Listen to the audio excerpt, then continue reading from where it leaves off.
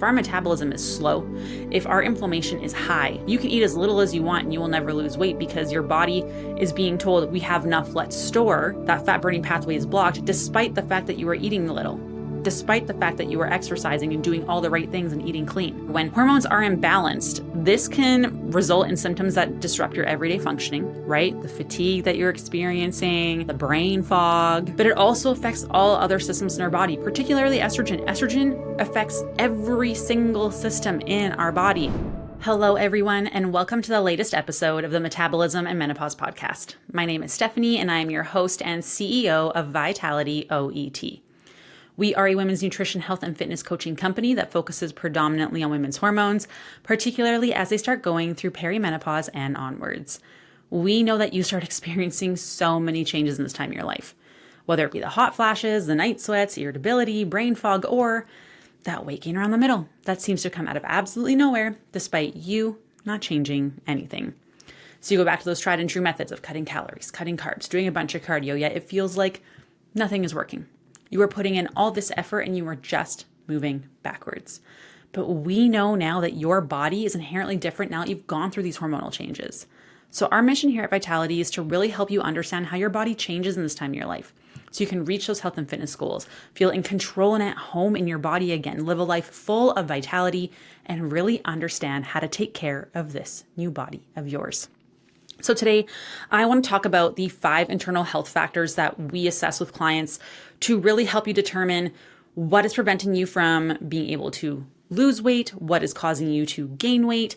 And these are going to be very key in order for you to be able to sustain and see permanent fat loss in perimenopause, menopause, the years that follow. And this is where a lot of people fall short. Like, we have spoken to thousands and thousands and thousands of women, been on so many calls, and coached thousands of women as well. And the majority of us typically have the same goal.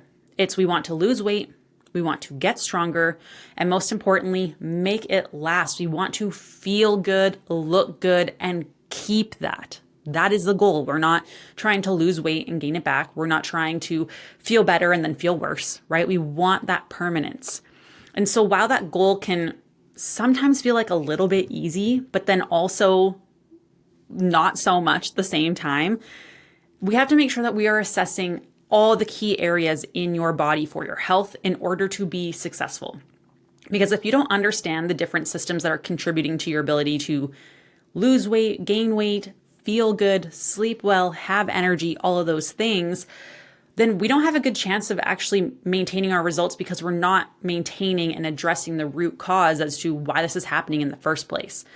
And especially when life gets in the way, because you're going to hit those setbacks, right? You are going to hit chaos. You are going to hit situations that are going to make it harder to maintain those results. That is a guarantee. And then we revert back to, our old ways, our old habits, right? And people get so frustrated, but times of pressure really reveal who we are. So if we haven't changed the habits and the lifestyle that address the root issues, we're always going to revert back to the ways that cause the problems in the first place. So we are looking for these long-term results. We do not want to have to continuously struggle for the rest of our lives. We don't want to feel like our body is working against us, right? Like this is why we're here. And so we want to, first of all, really figure out an accurate starting point for your journey. And we do this with all our clients, but we help women on consultation calls with this as well. Because we need to ask the right questions and understand what your body is trying to communicate to us. What does it actually need? Like it or not, it's important to remember that your body doesn't just decide to start working against you. It doesn't just wake up one day and be like, you know what? Screw Cindy.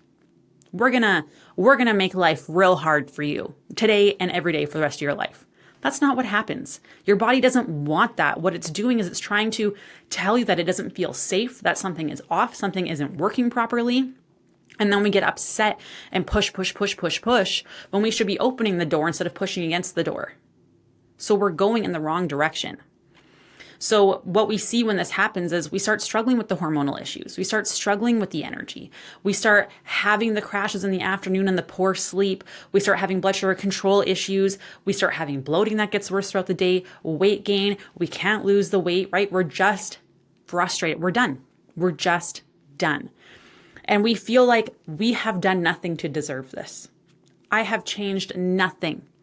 And all of a sudden my body is betraying me, right? But internally things have changed. Like I talked about in the introduction, things have changed.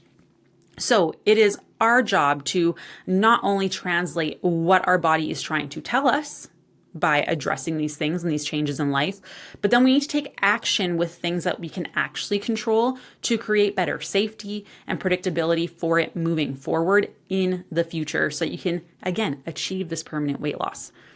So what are some of the things that we need to actually assess, right? Like what do we need to assess? What do we need to understand to achieve this permanent fat loss in this new phase of life?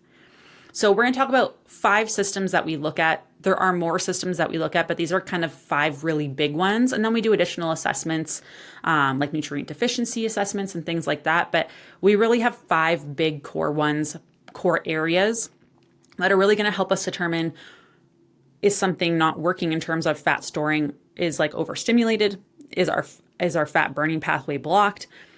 What's the major contributor? What's the bigger rock? What's the big red flag really holding us back? And so I'm going to try to simplify this as much as I can. We did a talk on this, and I'm removing a few things from our Facebook community to try and shorten it for you. But again, you know me, I get ranty, I get on a tangent, an analogy, and then I run with it sometimes. So we're going to try and keep this as simple as we can. So number 1, the most important thing that we need to assess first and foremost is your overall metabolism. This is what is contributing to your metabolism. What is contributing to, is my body good at burning calories? Is my body not so good at burning calories? So if my body's not good at burning calories, obviously weight loss is going to be challenging. Obviously weight gain is going to be pretty easy, right? That makes sense. But also if our metabolism is slow, we're not good at burning calories, this also means that our body is not very good at bringing energy into the cells from the food that we eat, so food sits there longer. That causes inflammation to go up. When inflammation goes up, it blocks our fat burning pathway. So everyone thinks about metabolism in terms of like, oh my gosh, I have to speed up my metabolism so my body's good at burning calories. Yes, but also it's important to address a slow metabolism because a slow metabolism prevents fat burning via the inflammation that we see. And we know that during perimenopause and menopause, when estrogen goes down, inflammation increases much more easily, which is then going to cause even more issues. So this is something that like metabolism and inflammation go hand in hand that are so key to be able to understand, because if our metabolism is slow, if our inflammation is high, you can eat as little as you want and you will never lose weight because your body is being told we have enough, let's store. That fat burning pathway is blocked despite the fact that you are eating little, despite the fact that you are exercising and doing all the right things and eating clean. So this is really, really, really important. So how do we assess metabolism? We do some assessments. We do lots of interviewing with our clients. We dig deeper, get the health history. But to simplify it in terms of making it a little bit more simple is with energy input, we need to address that because your metabolism is like a fire. Okay, we want that fire to be burning so it burns lots of calories. If we're not providing enough fuel to the fire, that fire gets smaller and smaller and smaller. It's not very strong, right? It's not going to burn lots of fuel. So we need to make sure that we're always giving that fire enough fuel to have the calories burning, right? We want to stoke that fire. So we need to pay attention to our energy input. Are we actually eating enough food? Is it consistent enough? What are our hunger signals telling us? This is where people try to eat intuitively and it leads them astray because you might not feel hungry, but it's because your stress hormones are really high and your metabolism is slow, right? So we might also see cravings because of some blood sugar issues. Like how frequent are these? Is your appetite coming up? The cravings that you're experiencing? There's so much that comes into energy input, the food choices that we're making, how quickly it digests, how much inflammation it's going to trigger in your body as well. So energy input plays a huge role in our metabolism, but also the types of foods that we eat, right? Like we know that if we eat more protein, our body burns more calories during digestion than when we have carbs and fat. So if we're eating 100 calories of carbs or 100 calories of fat, we're going to see we only burn like 10, 15 calories from that. If we're eating 100 calories from protein, we're burning like 30, 35 calories. So just by increasing the portion of protein that we're having and more whole foods that we're having and more fiber, we actually burn more calories without actually having to change the amount of food that we're eating in terms of calories. And then we also obviously have our activity out, our energy out, our exercise, right? So this includes exercise, this includes sleep, this includes your steps, like weekly, monthly, daily, like how active we are, talking with your hands, the fidgeting that you do, all of those things make a difference in terms of energy out, right? Our sleep is going to play a massive role in our metabolism as well. If our sleep quality is low, if our sleep quantity is low, both of those things are going to slow down your metabolism. Your body wants to go into storage mode. It increases your cortisol levels. We're going to see that you lose more muscle mass and less fat mass, even if you're in a low calorie state. The only thing that changes between two groups, if you improve sleep, that group will lose more fat and preserve more muscle mass, which is good because that helps with blood sugar control. That speeds up your metabolism. It lowers your inflammation. There are so many benefits to having more muscle. So this is massive. So we need to assess, like, how is your sleep? Are you struggling to fall asleep, to stay asleep? Do you feel well rested in the morning because you're actually supposed to? This is one of the first things that our clients actually see improve in our program is better sleep quality. What time are you waking up? Like, all of these things are going to, again, make a difference in terms of how good is your body at burning calories, how fast is your metabolism. We have to assess your physical energy. Like, how do you feel during the day? Is your energy consistent? Is it not so consistent?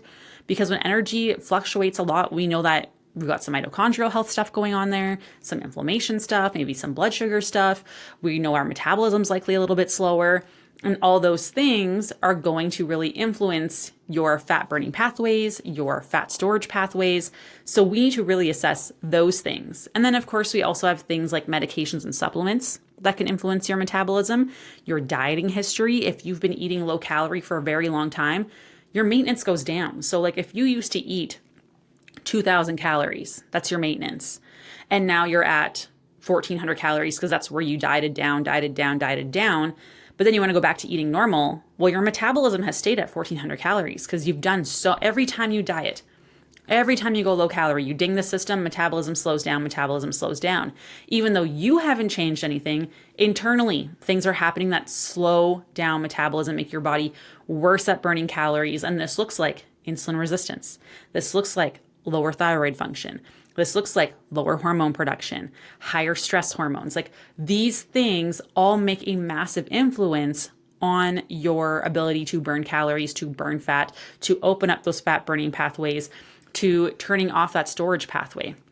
So your dieting history plays a massive role in this, because if you have a quite severe diet history, or you're a person who diets multiple times a year, has dieted multiple times in your life, your metabolism is likely slow. This is something that we need to address because, again, if metabolism is slow, fat burning pathway is turned off.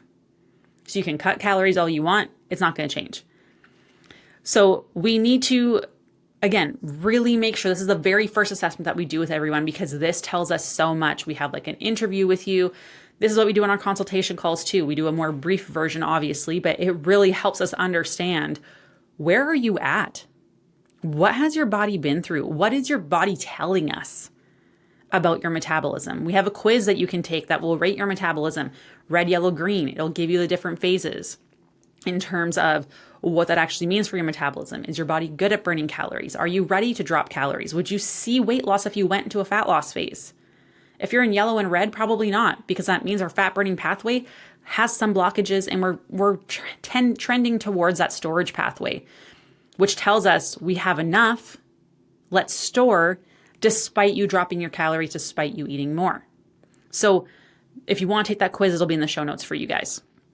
So the next thing that you can do is like take inventory for yourself with your metabolism. Pay attention to how's your sleep, how's your stress, how's your energy.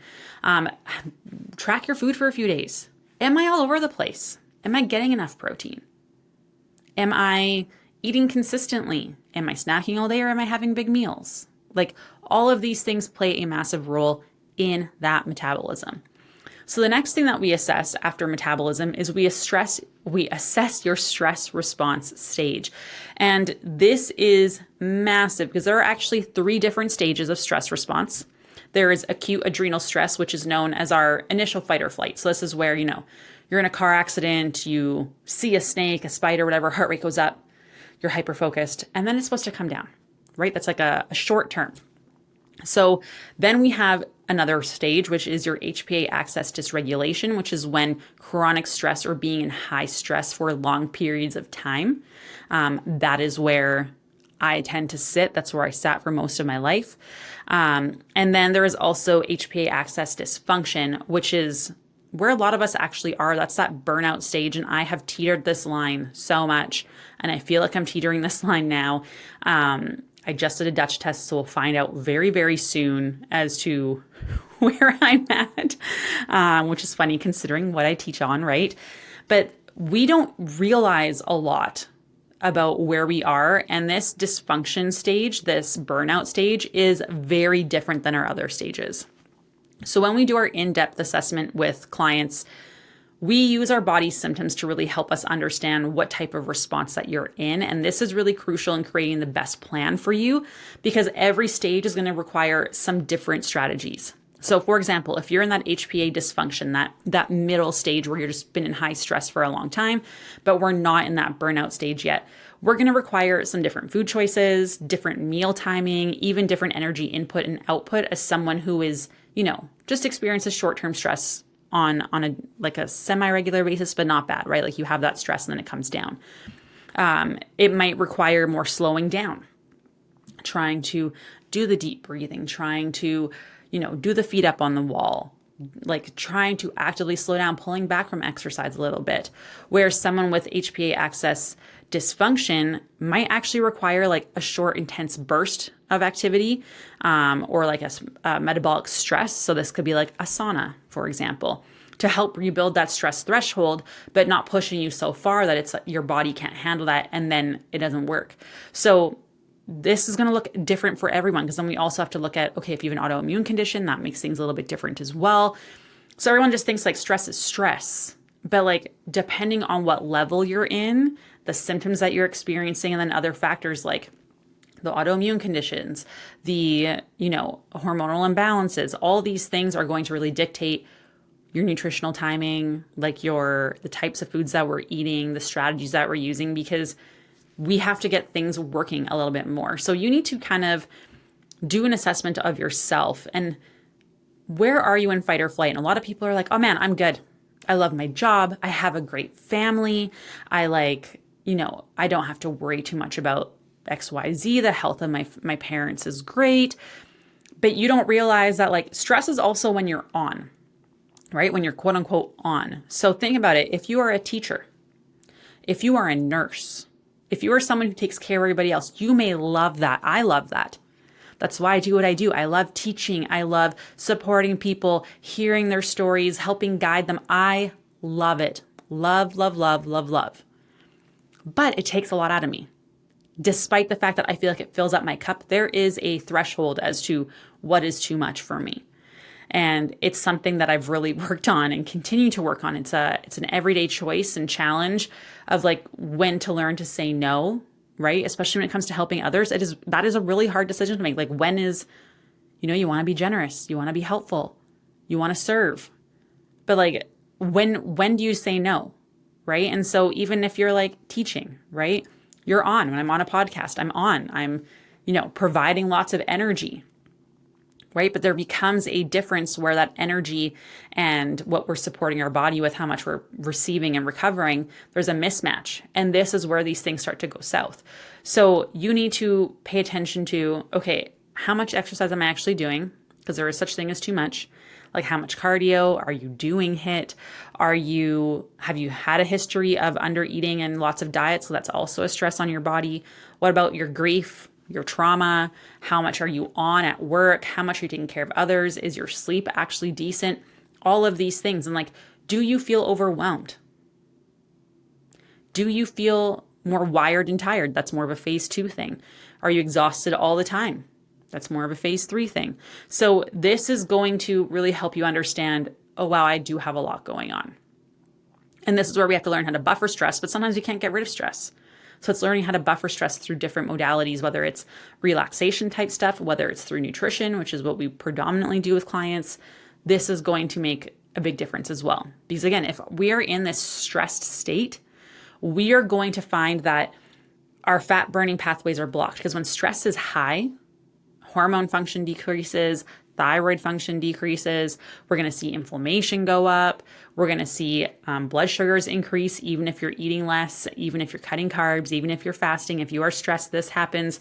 So we see that all of that blocks your fat burning pathway, overstimulates or stimulates your storage pathway. So this is one major factor that absolutely prevents women from being able to lose weight, but we don't realize it. But we're also in a time in our life where like demands are crazy high. Like before, if you think about it, you would go to work, come home, and just be with your family. Right now, it's like anyone can get a hold of you at any time. If you want to find bad news, you had to turn on the TV or the radio and like listen for it. Now it just automatically gets sent to our phone all of the time. All of these things are stress, right? We are so blatantly aware of when some dum-dum puts a tweet on the internet, right? And then you're like, well, that ruined my day, right? We're constantly reactive. We don't get to like just be with our families, right? Which is a massive part. Connection is massive in bringing down that stress. So we also ask about like your support systems. What are your relationships like? What are your relationships like with your career, the people that you work with? Because those things, even though people don't realize it, make a massive impact on your health and your ability to be able to lose weight. Like your inability to lose weight is a symptom. It's not the problem. It's the symptom of another problem going on in your body. But most of us are so tackling the insulin resistance, right? We're tackling the high cholesterol. We're tackling the weight gain. But that's not the problem. That's the symptom. That's a symptom of a problem in your body. But no one's telling you how to find those symptoms, what those symptoms or what those problems are. They're just treating the symptoms. So this really helps us get a better understanding of like, what has your body been through? What is it trying to communicate to us? How can we fix it? So the first thing we got to assess is metabolic symptoms or metabolic rate, your metabolism. Then the next thing that we got to look at is your stress response. Then we have hormonal symptoms because obviously we work with women in perimenopause and menopause, or just even younger women struggling with PMDD, endometriosis, lots of stuff, right? And these are hormonal. And each hormonal imbalance symptom can add up to signal different hormonal imbalances. And there are lots that might actually surprise you. Remember, when hormones are imbalanced, this can result in symptoms that disrupt your everyday functioning, right? The fatigue that you're experiencing, the brain fog, right? But it also affects all other systems in our body, particularly estrogen. Estrogen affects every single system in our body: cardiovascular, respiratory, our brain, muscles, like everything in our body. Okay. And just like your stress response, which also affects everything in your body, your cortisol levels, like this is going to affect everything. So we need to, again, take a look at the whole body. Like, for example, in cases of estrogen and testosterone, those affect your ability to be able to maintain and build muscle mass. It can also really influence your blood sugar control.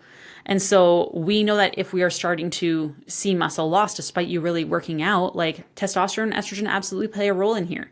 So how can we, and if stress is high, that sends a signal to break down muscle as well. So we need to take a good inventory of all of these hormones to be able to see, okay, what's the root cause linking all of these together? How can we improve this? And we do Dutch testing with our clients, which is so eye-opening. It tells you so much about where your hormones are. Pairing that with the symptoms that you're experiencing, connecting the dots, pairing that with your history and your stress response to give us a full picture of like, okay, currently this is what's happening in your body. How did we get here? We have to thread the headphones back through the knot, right? Like if you're just pulling on headphone strings, I mean, we all have wireless now, but back in the day when we had wireless headphones, like you can't just pull on it. Like you need to weave it through, go backwards, and open everything up. This is what we want to do. We want to weave backwards, pull you out of that storing mode, open up those fat burning pathways so the things that are supposed to stimulate fat loss, that are supposed to help speed up and ramp up this pathway actually work. Because a calorie deficit is supposed to open up fat burning pathways. Fasting, if done appropriately, is supposed to open up your fat burning pathways. If those things aren't working, fat burning pathway is blocked. So you can keep doing it, you're never going to see the changes that you want to see. So we need to look at everything. Everything, everything, everything. Because, sometimes we see symptoms of like low testosterone and high androgens, and that gives us a very specific lifestyle change that we need to help women with in this. Because we know that testosterone is supposed to stay the same. We know that secondary androgens are supposed to stay low. But this is typically not the case when we see blood sugar issues, lots of dieting, lots of stress. We see that women start to struggle with weight loss. They can't build muscle. The energy is low. We talked about this on like a podcast literally two episodes ago, that this can really prevent your ability to be able to lose weight because of the influences on your fat burning pathways and your storage pathways. So that is massive. And then lumping in with the hormones, we also want to look at your thyroid specifically too, because we know that if you're doing low carb, if you are doing a lot of dieting, if you have a lot of stress, that's going to lead to thyroid dysfunction. When thyroid slows down, metabolism slows down, so your body gets worse at burning calories. Inflammation is going to go up. Our body's just more sluggish in general. That leads to even more inflammation, which slows down thyroid even more, which slows down or blocks our fat burning pathway.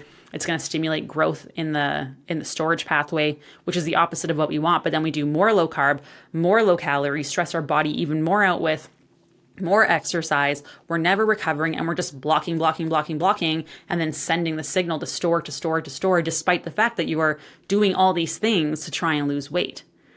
So we want to look at everything together, because this is where people drive me crazy. They're like, it's just a calorie deficit. No, it isn't. Because you can be in a calorie deficit, and if your body is stuck in this fat storing pathway and that's overstimulated, your body is told, let's store, we have enough resources despite eating low calorie. For me, I cannot go below 1,500 calories because that's where my stress response comes up. Inflammation comes up. I start gaining weight. I start seeing the bloating, the puffiness, the fluid retention. That's not healthy. So this is where you really need to understand your body and how there's so much more, and hormones impact all these pathways massively, particularly estrogen. There is so much, and that can seem overwhelming. There's lots of things that you can do, which I'm going to talk about in a little bit here, that you can start to like just improve all these pathways in general, all these categories. But for some people, it's like we really have to dive a little bit deeper and really understand, okay, what is actually preventing you? If we can remove that one thing, if we can, take away that stimulus, the growth pathway, if we can open up that fat burning pathway, then you can be on your way. But until then, you're going to be really hard pressed to find strategies that work because your body is not set up for fat loss. It simply will not work. And unfortunately, during perimenopause and menopause, a lot of the things that block that fat burning pathway are going to increase when estrogen declines. And I'm going to do a whole 2-part series on how to go from fat storing to fat burning to really help you with this with really tangible steps. And I'm going to split up into 2 sections so it's easier to understand. They're shorter, easy to digest, very applicable. So we assessed metabolism, we assessed stress, we assessed hormonal symptoms, Dutch testing, amazing. The 4th thing we want to look at is gut health. And gut health is so key for metabolism, for fat loss, for inflammation control, nutrient absorption. There is so much. There are several gut health issues that can be affecting your health status, slowing down your efforts massively, like low stomach acid, poor bile production, gallbladder dysfunction, a slow pancreas response, stress, bloat from cortisol, constipation, dehydration, even when you may not think you're constipated, or even acid reflux and GERD, which people don't realize those things, again, play a massive role in your ability to be able to lose weight. Because our digestive system is a massive part of our metabolism.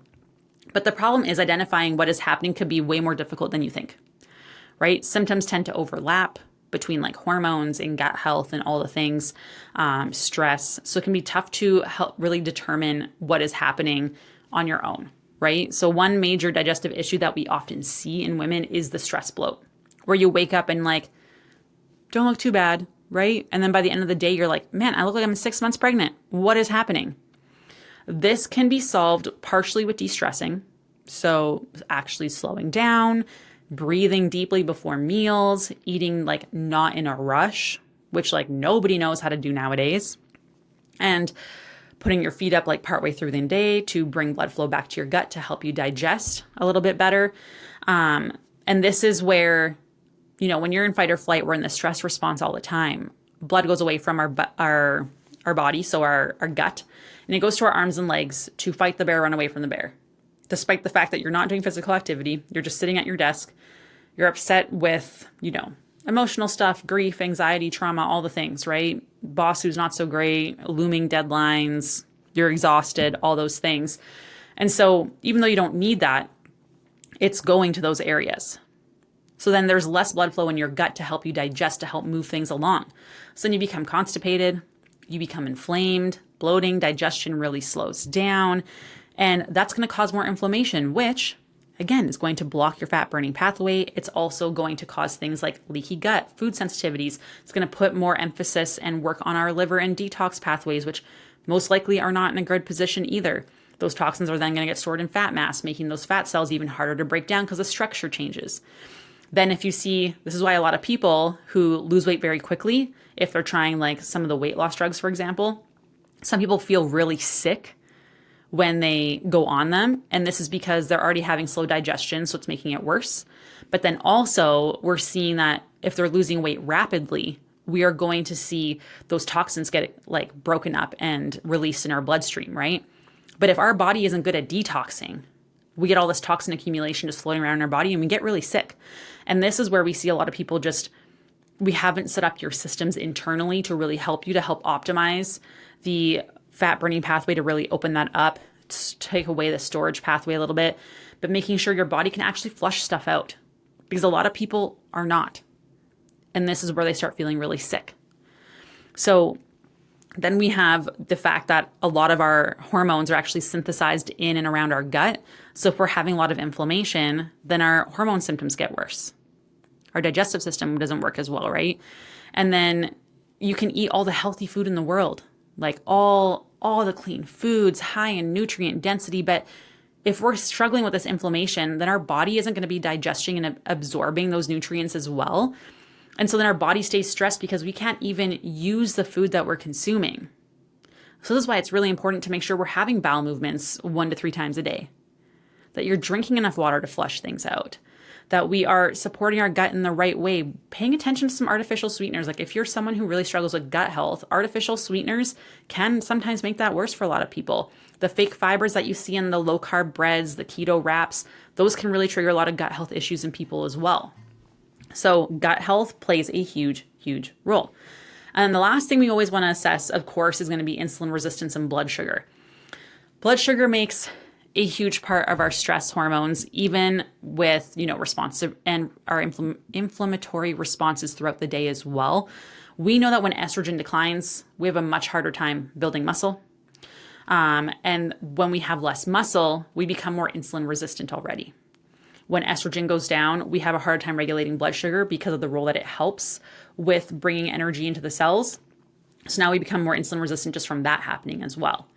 Then we have more inflammation from estrogen going down, plus the stress that we're experiencing. Inflammation is going to trigger insulin resistance as well. So we have 3 big things that really happen during perimenopause and menopause that trigger that insulin resistance. That's going to slow down our metabolism, drive inflammation up even more. It's this vicious cycle. But yet we keep cutting calories, cutting carbs, doing a bunch of cardio. We're not sleeping well. We're dealing with all this stress. We're go, go, go. We have multiple demands on our life, our body, expectations, all these things. And you just keep pushing this cycle worse. Like that just shuts off your fat burning pathway and overstimulates that storage pathway.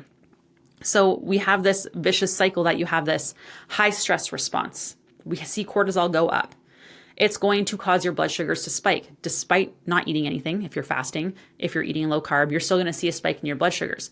And this is because when we are in a stress state, our body is told it needs energy. So it breaks down muscle mass, which we already know is a struggle with during perimenopause and menopause, and it helps with insulin sensitivity. So this is going to make us even more insulin resistant. So it breaks down muscle, takes it to the liver, turns it to sugar, dumps it into our bloodstream. Blood sugar goes up despite not eating anything, despite eating low carb, despite fasting, despite clean eating, right? So then when the blood sugar goes up, insulin comes in because its job is to bring energy into the cells. Energy goes into the cells. We're still not eating. We're still stressed out, whatever it is. Boom, blood sugar goes up again without the need of carbohydrates, all these things. And so what happens is this just keeps going and going and going. And eventually you make yourself insulin resistant.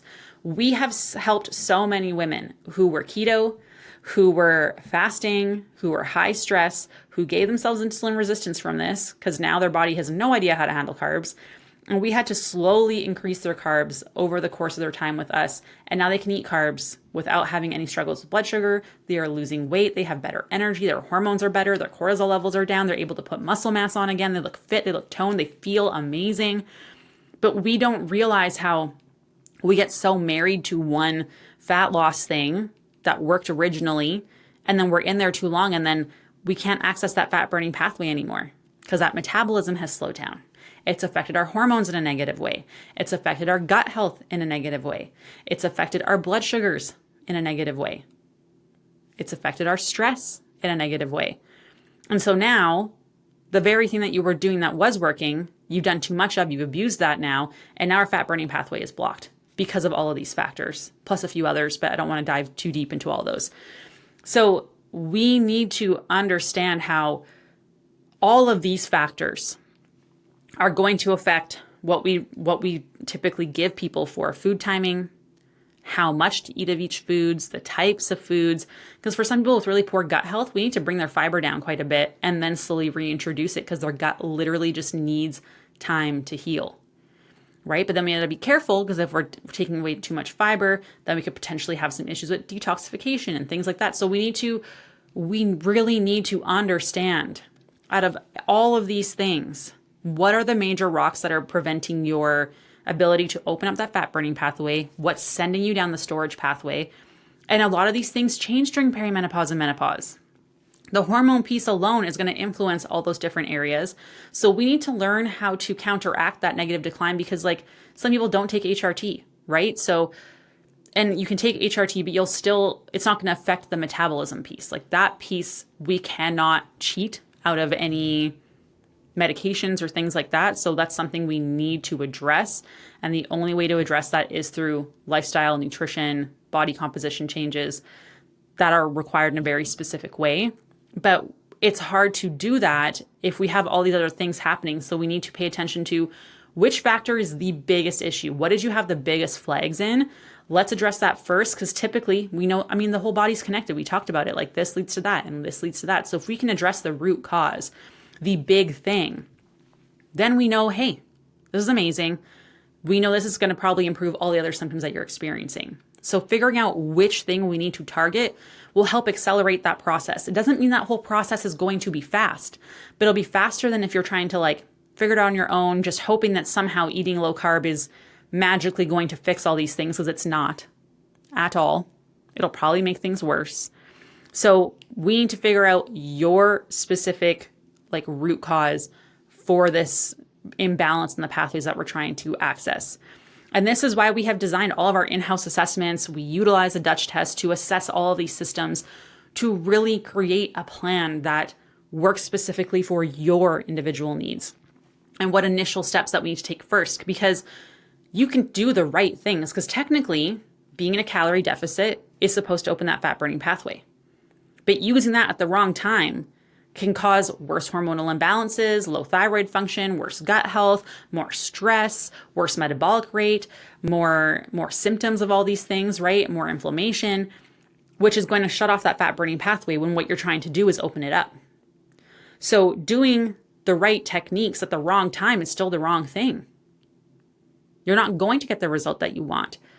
I always give the analogy of you're going to use your putter on the green eventually, but using it to tee off, not successful, much harder. Unlikely you'll get to where you want to be, right? You're going to be frustrated, comparing yourself to everyone, right? So learning what tools to apply at what time is really important. But we end up in this place where we've kind of put ourselves in a crappy situation. And so now we need to learn our body again. Because it's not the same body we had before. And she's been through it. We've drug her through the mud a little bit.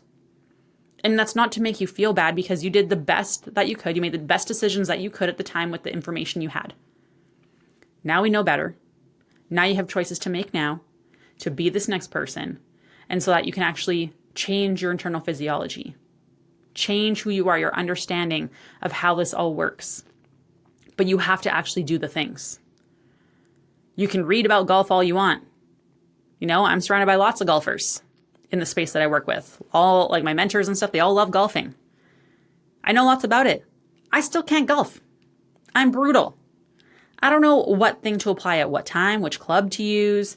I don't know if I'm swinging it properly. How do you not just shred up the grass off the ground? Like, I don't know, because that seems to be what I do every time. So the fastest way for me to actually do this is like probably to hire someone and go with someone who knows what they're doing. But like, because I'm not going to figure it out on my own, I'll tell you that much. And like golf seems a bit more simpler to me than this stuff, right? So this is where I really encourage you to assess your body in each system. How is your sleep, stress, energy, digestion? Are you struggling with like blood sugar type issues? Where are your hormonal symptoms at? How much dieting have you really done in the past? Right? We need to monitor all these things and really be like, I'm probably not in a good position. And if you're not sure how to, like, just do the quiz. Do the quiz. It will pop that out for you. And then we can like zoom out and take a bigger picture of like what's happening in your body, but then book a consultation call. Like, this is what it is for. We will never try to sell you coaching. There are too many people who need help, who need some information on their specific body because you're not going to get anywhere else, right? So just book it. They're free. If you want to talk about coaching, amazing. We would love to work for you. If you don't, that's fine. It is not a sales call. We don't bring it up unless you bring it up. Okay. So we'll assess everything for you, help you to figure out what's the first club we're taking out of that bag.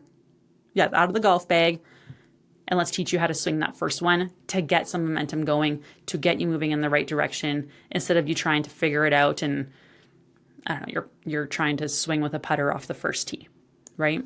So if you have questions, let me know. I hope this makes sense.